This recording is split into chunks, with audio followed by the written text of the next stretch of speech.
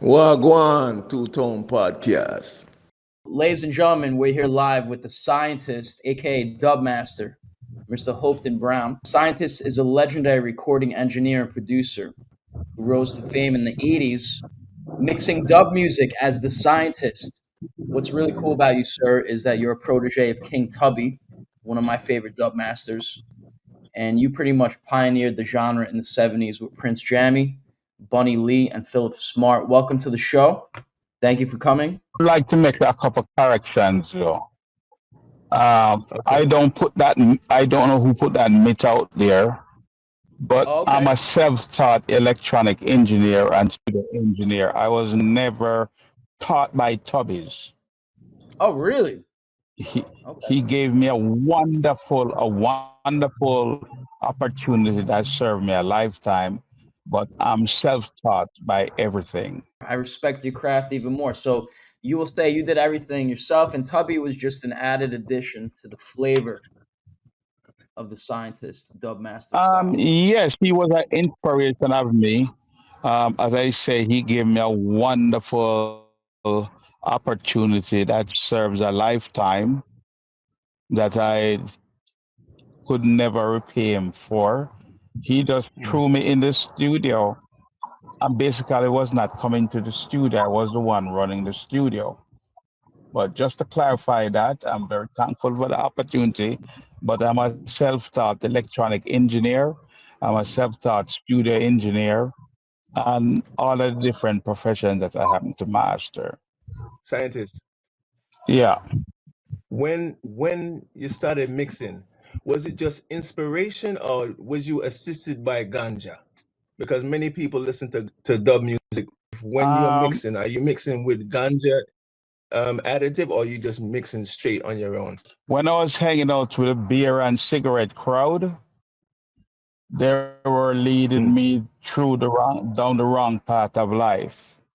And when I started to hang out with a Rasta crowd, Yeah. my l- first joint was actually at the same time my last cigarette. And I developed a consciousness that I never had hanging out with the beer and cigarette crowd. So yes, a bunch of them time were mixing. We all smoking weed. Tubby's, he was the opposite. He didn't like it. You have interesting album covers. You have scientists versus a lot of artists, and you have things like soccer. Junjo wins the World Cup. You have scientists versus Prince Jammy in a boxing ring. What's the inspiration behind making your album cover? First of all, the one scientist versus Prince Jammies, he never ever mixed one scintilla of that album. And those who have ears, when you listen to it, is the same signature. Those who know Tubby's mix, it have a certain signature, different from mine. And when you look at what makes sense and what's practical coolly as you've been in the studio, it's Yeah. kind of impractical that okay, well, it's kind of practical that one person mix and then I get up and say, okay, my turn to mix and going back and forth, back and forth. It never happened like that. That is just all this crooked record company, Green Sleeves, want to create a hype to fool people into believing that he had some part of mix one track on that album. About the art on the album, like the soccer playing and the boxing ring. Did you suggest doing that, or was that all Greensleeves? We would scribble a little, and then probably that's where the inspiration mostly come from. But that's what happened. And then again, these producers was never inside the studio when we were mixing, like they were giving instructions, like what they're trying to fool people to. I'm just talking what's true. It does not like that. They credit Tubbies for drum and bass, but does the credit go to you? Tubby is credited as drum and bass. It would be a credit that was deserved. right? I don't know how much people tie me to drum and bass because I'm not really following that. But Tubbies would earn that credit. Um, here's what a lot of people doesn't understand also: the fidelity that was coming from the Jamaican studios. I am the sole person responsible for developing that technique, how to record the different instruments. You know, Tubby's Yeah. never got to acquire that skill because his Mm. place was mainly overdubbing vocals.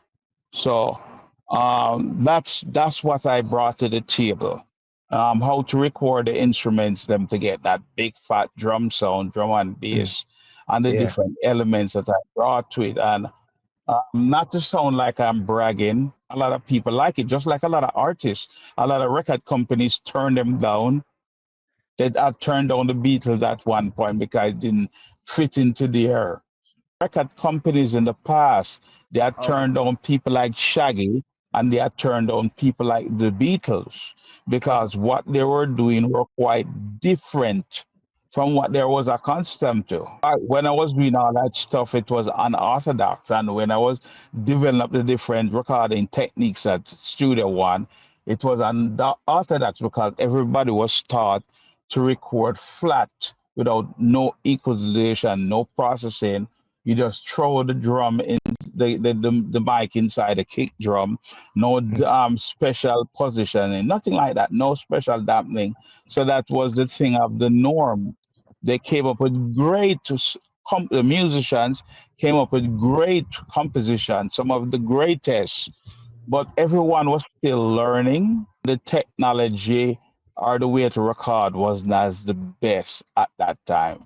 You also do sound for shows sometimes. I know you mix some sound for some bands throughout your career. Do you have a favorite event that you did? I do dub clubs, but to direct to your question, I like working with bands, right? Or working with people. We are all on the same team. It doesn't matter who scored a goal. We are on the same team. So you do what you do best, and I would do what I do best. For example, I like working with 10-foot ganja plant because I can just be the engineer and whatever technical recommendation that I would recommend to them, 99.9% of the time they go with the technical recommendation versus musicians. You can't just engineer. They want to tell you this turn up, that, this, that, put this there. And a lot of times they don't understand. Well, I can't hear myself. Well, it's you cause the problem and you don't understand what to cause the problem. And you're not really, I don't really fault you because you're not engineer, Right. right? So when you put everybody plays on the same team, like when I work with 10-foot ganja plant that I've been continuously working with, and I did some shows in New York, it came out, a lot of people think they were just playing a CD. Because I got the same studio quality because I got to do my work without interruption. And again, I pioneered a lot of things in the industry that some people catch on to 40 years later. For example, the first time I tried to get a band to use headphones in Jamaica doing a live set, everyone laughed at me. This Okay. is madness, is unorthodox. And then 40 years later, for the same I problems I identified back then, the bleed from the guitar amplifier and getting into all the different microphone along with the monitors, they discovered that same identical problem and created in-ear monitors. At first, one of the next reasons why I like working with 10-foot ganja plant, at least they're willing to try it. 99.9% of the time, the technical recommendation. And then some of the time, okay, what difference it make? A 0.00001 difference. Okay, I'm going to just go along with it. It's insignificant. But the first time I tried to get them, like I've been trying to tell different musicians, guitar amplifier that is the fifth and sixes, that was a P8 not necessary. I have guitarists telling an electronic engineer like me about their special tones that they get from their guitar amplifier. And when I'm listening that foolish that they're telling me, well, this is the same bass and treble tone control that you're going to find inside of your stereo equipment. No special tone.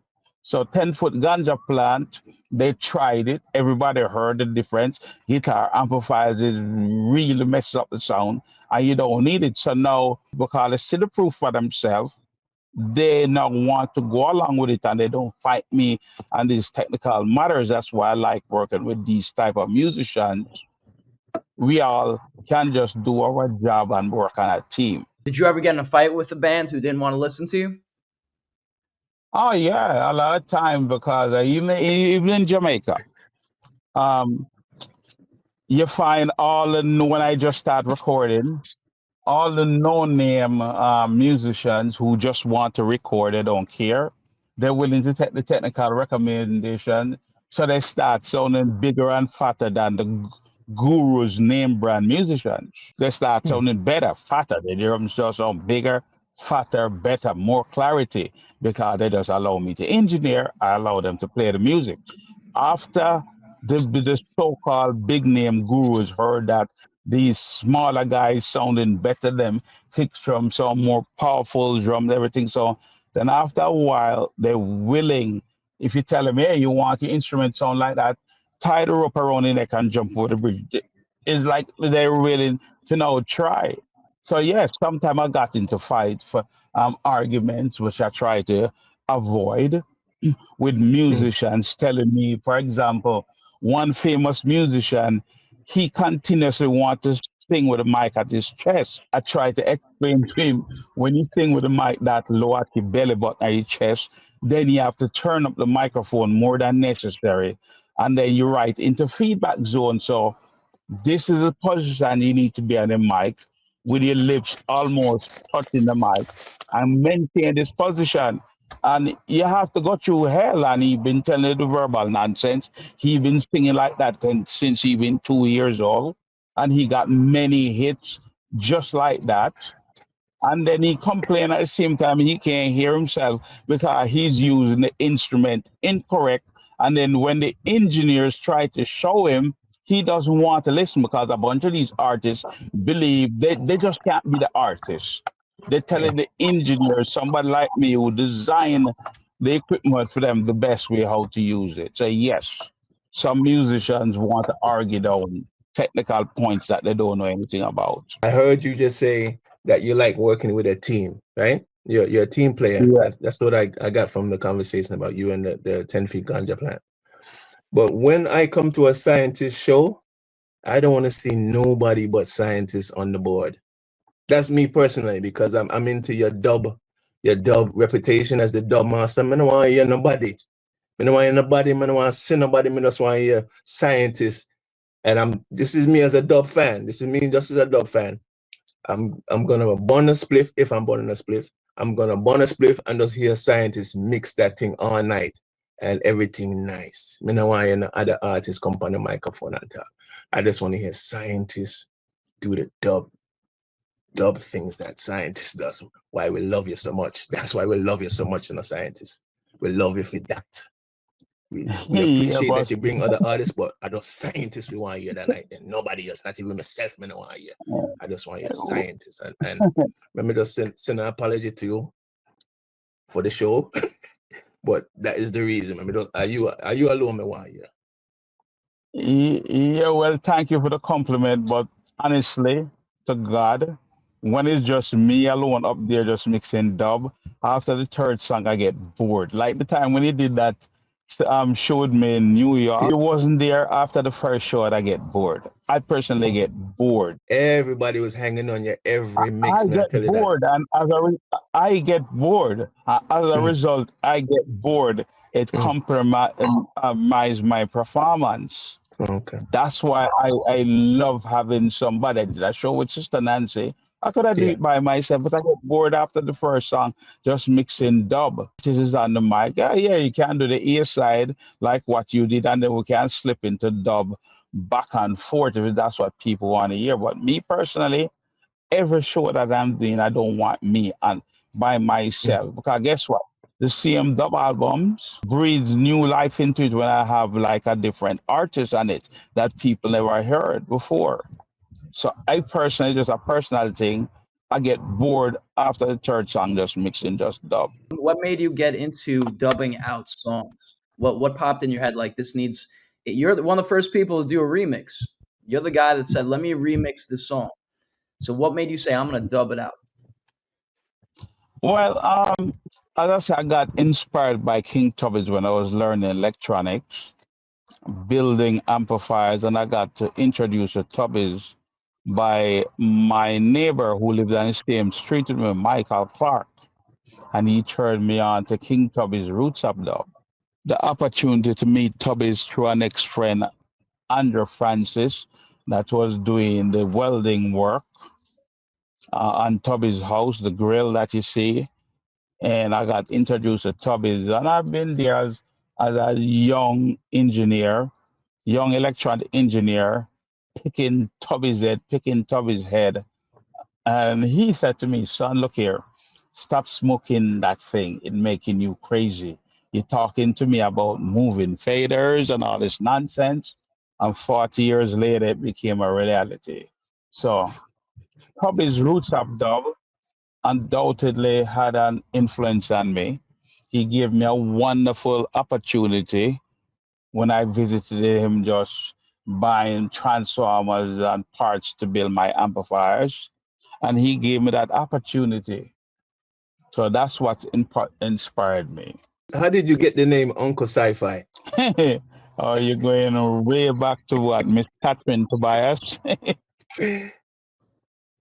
I realized Catherine Tobias. That was my code name for when she in the shop, because I don't like excitement. I don't like, oh, photograph moment, this, that. If you notice, I'm the first one that get off the floor and go hide off. So for people not recognize me, she and amongst her friends, girlfriends, them start calling me Uncle Sci-Fi. That's when I was living in New York. But what is your greatest album that you feel that you've mixed? What is the epitome of your expression of a dub master? I don't really have any favorite in it. It's just like you have a bunch of kids and family members. You don't really have. I don't really have no favorite.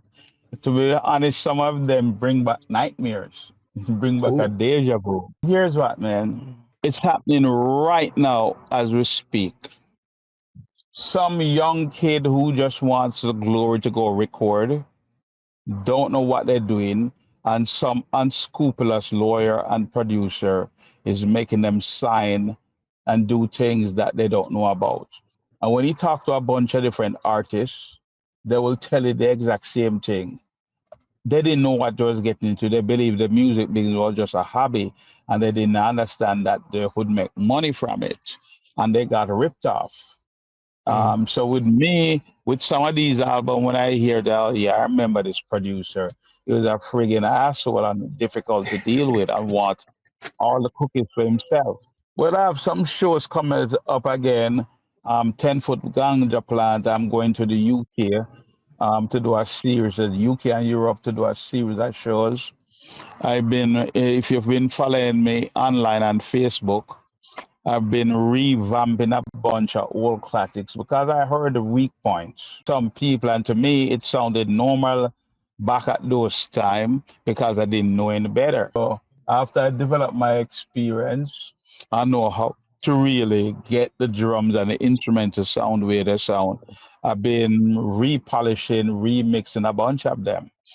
If you look on Facebook, you can see a bunch of them that I've been doing. I have 2 tracks for you to finish because I'm finishing an album with you, The tracks that you did, I'm gonna put out a nice album, cover everything. Ask Jeff. Yeah. The way I met Coolie Ranks, I met him through our mutual friend and a friend that I grew up with in Harborview, Computer Paul. Oh wow! Shout out to Computer Paul. Yeah, Computer Paul. Me and Paul used to live in the same neighborhood in Harborview.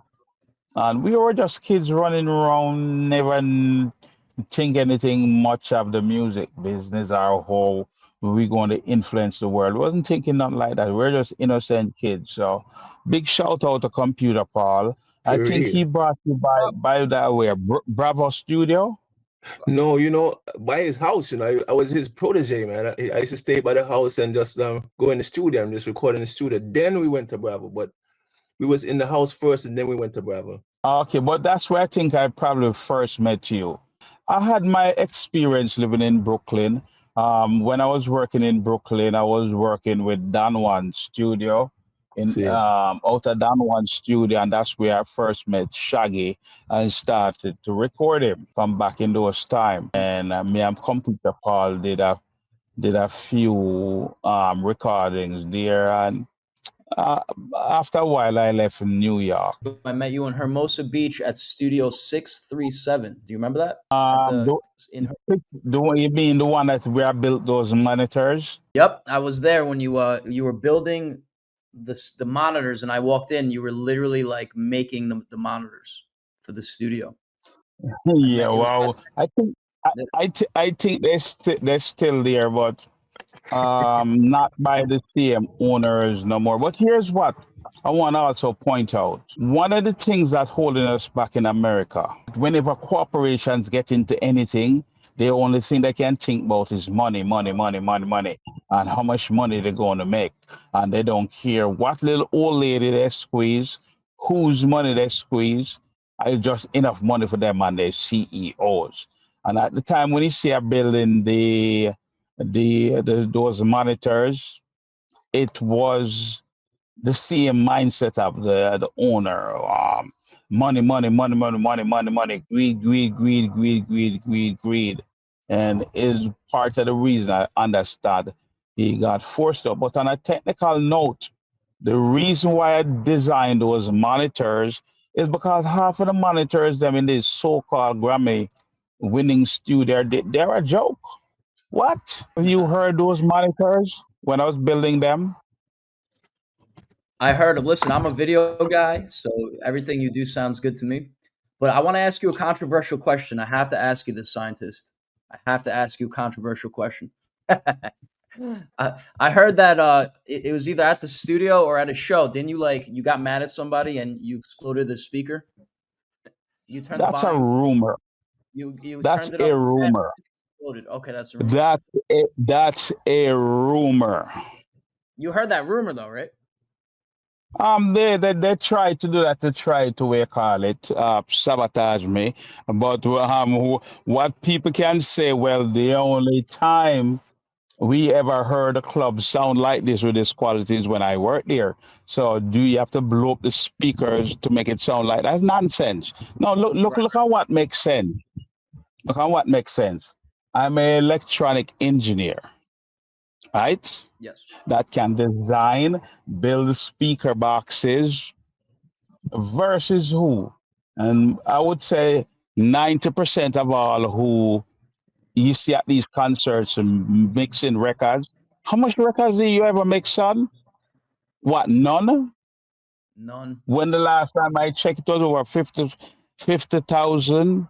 Who more likely to blow a speaker? And why would I do that? Yeah, and here I can tell you the source of where it came from. Uh-oh. When I just came to California, Warren Smith from Sierra Nevada Music Festival, he asked me to be the engineer. Okay. We went through the list just like I did with 10-foot ganja plant and everybody else. Don't get this, don't get this, get this. And every single thing I told him not to get He got he got it because it was cheaper. Oh. Now because he put me as chief engineer on the flyer, then all these other guys that respectfully, I'm the one with the discography and the experience, not none of y'all. We just need to play as team workers and we cooperate. They had a problem with that. First of all, 90% of these concerts you see going on here in America, the people who work in it doesn't even know how to calibrate the system properly. They never mixed one record in their life.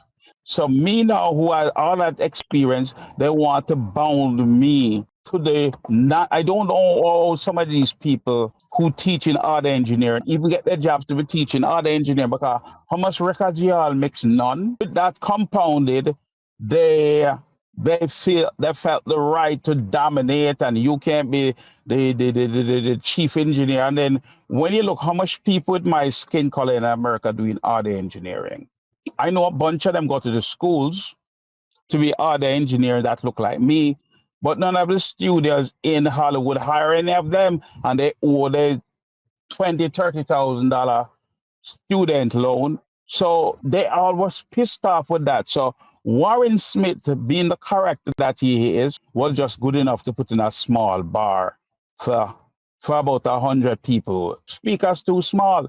I didn't want to deal with it no more. So I wanted was to cut the workshop because it was like for 3 days. So when I read it for my money, Warren Smith tell me the verbal garbage. Oh, the guy say you blew all your speakers. So I said, Warren, if you blew all your speakers, you couldn't have the show and other artists couldn't work after me. So that's nonsense what they talking about. Oh, yeah, which is arrogance. So when I talk sense into his head, because I know to repair all those speakers and amplifiers, okay, Warren, show me. Call the guy. Show me. Show me one of that. I can do a quick battery test by putting a battery lead across it. I hear the speed up. Oh yeah, the speaker. I said, okay, bring one of them. So he failed to do that. Warren Smith had was to pay me. He developed that rumor. I got the engineer and the club engineer because he don't want his boss to know that somebody come there and make the system sound better. They constantly turning down, and all of them, they like to have these limiters going up that just ruins the sound. So that's where that rumor came from. There is no one anywhere that can truthfully say that. I used to live in New York back in the 90s, but I left here. Brownsville, Brooklyn, East Flatbush, Canarsie, the Triangle. When was it that you felt that you had been discovered?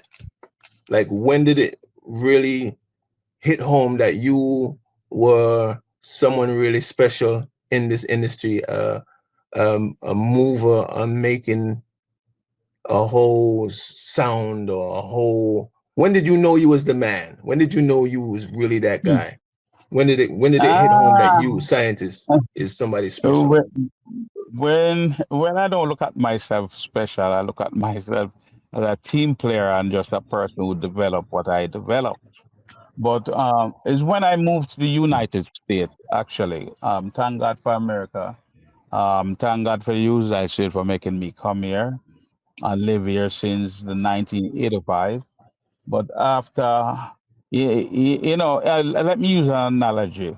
If in a room, right, and the Yeah. room have an odor, after a while, your brains stop ignoring the odor. And the only way you know there is an odor is when you take a break from it and you step back in, you realize, oh wow, this room here have a bad odor. It smell like a dog. Right. So when I moved to the United States, when I migrated to the United States, two things happened. Because of the bar and the standard that I left there, it was unchallenged. Right. Back in Jamaica, people try to hide it from you. Even when I was working at Tough Gum, I know what I carried there because certain clients wouldn't work at Tough Gum. They only start working there when I start working there. So when I migrated to the United States in 1985, I came with only my passport and the clothes on my back. After 2 years, I went to the Kilimanjaro Club in DC, and this is when everybody knew I was abroad. And it started dawn on me, okay, I'm listening to the records and I hear what everybody been putting out. And you all drop the standard, and then when the computer stuff came out, not computer music can make good sounding music, but it have to be programmed like somebody like Computer Paul. And I heard the fidelity went way downhill from what I left it there. Then I start to realize, and then the more I travel in Jamaica, as they say, a king in his own hometown is never honored, but I find people abroad started to give me more thanks, I respect and acknowledge the work that I did. Part of the problem, America is a great country now. I've been all around the world, right? And I'm happy to come back to America each and every time. But here's what the problem is in America. When we were being born, God never said to you, what color you want? You want to be a Chinaman or a black man or a coolie or whatever? None of us responsible for how we came here. But the thing named skin color, um, I want everybody to pay attention to this word some. Some of the people is as good as it get. Some of the people is as nice as it get. And some of the people is as worse as it get. When I just come to America here when I was living in New York, I was bored, wanted just to fool around. So I went to one of these other engineering school and said, hey, I would like to teach some class here. It was like a joke, the guy. He was trying hard not to laugh. Where did you finish high school? No. You this? No. You have an academic background? No. Well, that's not necessary to teach other engineer. You ever mix any song? Yes. What song you mix? How much songs you mix? Over 1,000. And he starts says, son, look here. Stop a foolishness. We have these guys who are teachers. When I'm the one that can teach any of the teachers, you know. But just on my appearance and my skin color, and next time in any setting, look how much people look like me used to do in auto engineering. Almost none. The only time you see them is when they come from Jamaica. And as I said, I have friends who live in Los Angeles, go to the auto engineering school, and not one of the schools down here in Los Angeles are any of them. So when I walk into any of these Grammy winning studios, hey, I'm your teacher. You just need to know that. I know, no, you can't do this, and you can't, and they try to make your life difficult. And some of them now caught on, and that kind of died on. But when I just come to America, it was like I have to reinvent myself just because of a skin color.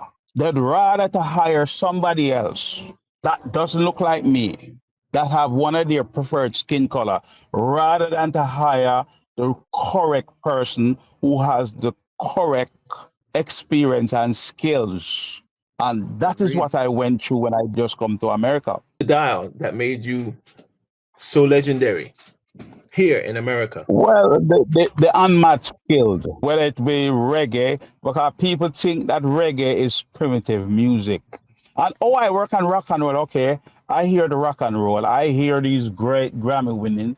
And when I listen to that, is look here, the same instruments, the same console, the same speaker.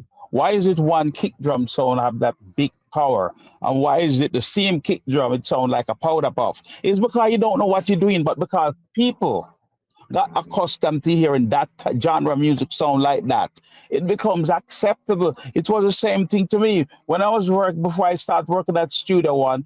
I thought that's how the drum does a sound. Only to find out that it was improperly mic'd. It was only one microphone and the whole entire drum set. Why it sound like that? I tried to emulate that sound because I didn't know better. It's the same thing I hear in these great Grammy winners, buddy.